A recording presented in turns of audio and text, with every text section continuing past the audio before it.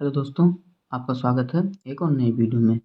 तो आज का हमारा टॉपिक है क्लास 12 का कहानी का सारांश, ध्रुव यात्रा कहानी का सारांश। दोस्तों, ये हमारे बोर्ड परीक्षा में आता है। बहादुर और पंचलाइट को अगर आपको कहानी का सारांश देखना है तो हमारी वीडियो के प्लेलिस्ट में जाइए, वहाँ पे आपको हिंदी की इम्पोर्टेंट टॉपिक मिलती रहेंगी। दोस्तों, आइए हम देखते हैं कहानी का सारांश। कहानी का सारांश क्या है हमारा, देखिए। जयनंद कुमार जी द्वारा लिखित कहानी ध्रुव यात्रा। ये जो ध्रुव यात्रा कहानी है ये हमारा किसके द्वारा, जैनेन्द्र कुमार जी द्वारा लिखा गया है। एक प्रसिद्ध कहानी है। इसमें राजा रिपुदमन की ध्रुवों पर यात्रा का वर्णन किया गया है। इस कहानी में जो राजा रिपुदमन है उनकी यात्रा का वर्णन किया गया, यहाँ की ध्रुवों पर की यात्रा का वर्णन किया गया है। तो आइए देखते हैं। जब राजा रिपुदमन उत्तरी ध्रुव की यात्रा पूरा कर लिए तब वो यूरोप के नगरे में जहाँ जाते वहाँ उनका सम्मान होता। जो राजा रिपुदमन थे, जब वो उत्तरी ध्रुव की यात्रा पूरा कर लिए तो वो लौटते समय यूरोप के जहाँ कहीं नगरों में रुकते जाते वहाँ पे उनका बहुत सम्मान होता। इतना आपको समझ में आ गया होगा।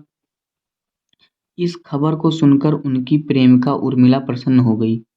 इस खबर को सुनकर पेपर से अपनी अखबार में खबर सुनी उनकी उनकी प्रेमिका, तो वो प्रसन्न हुई।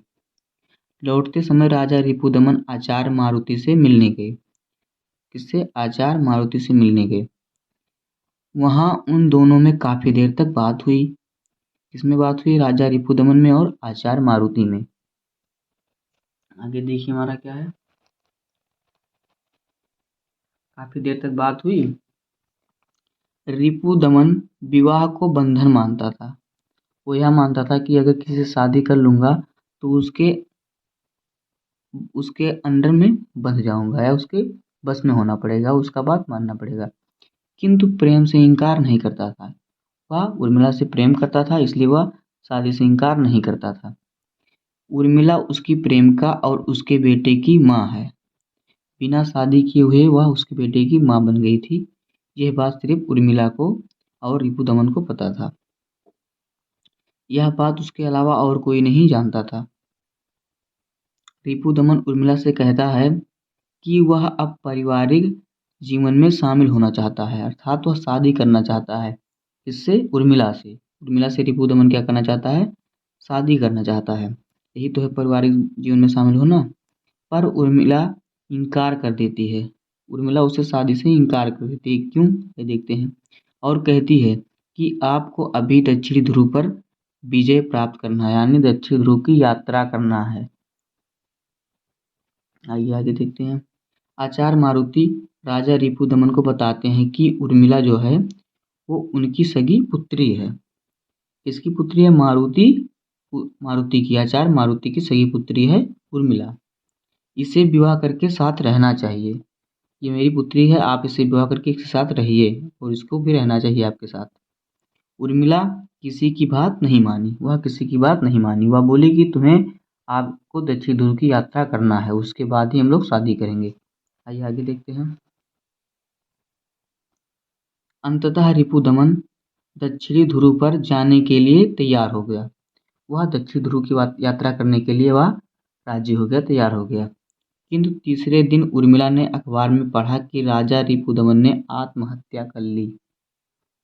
जिस दिन वो गया, ध्रुव यात्रा के लिए तैयार हुआ, निकल गया यहाँ से, उसी दिन, उसके तीसरे दिन उर्मिला ने अखबार के माध्यम से क्या पढ़ा कि रिपुदमन ने आत्महत्या कर ली। क्यों आत्महत्या कर ली? आइए देखते हैं आगे। अखबार वालों ने एक पत्र छापा जिसमें लिखा था कि, ये देखिए पत्र में क्या लिखा था।